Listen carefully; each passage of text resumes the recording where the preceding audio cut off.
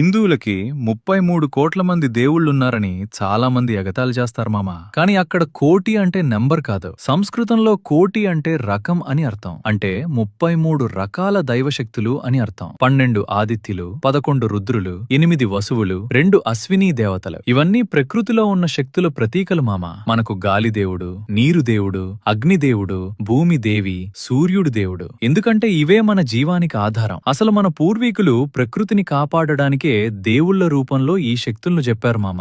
నీటిని గంగమ్మగా పూజిస్తే దాన్ని కలుషితం చేయకుండా చూసుకుంటారు. చెట్లను దేవతలుగా భావిస్తే వాటిని నరికే ముందు 2 సార్లు ఆలోచిస్తారు. అగ్నిని దేవుడిగా భావిస్తే దాన్ని గౌరవంగా ఉపయోగిస్తారు. అందుకే హిందూ ధర్మంలో ప్రతి జీవికి విలువ ఉంటుంది. ఆవు నుంచి చీమ వరకు, నది నుంచి కొండ వరకు అన్నింట్లో దైవత్వం చూస్తాం. ఇది మూఢనమ్మకం కాదు మామ. ప్రకృతితో కలిసి బ్రతకడం నేర్పిన జీవన విధానం. అందుకే మన ధర్మం వేల సంవత్సరాలు గడిచినా ఇంకా నిలబడి ఉంది.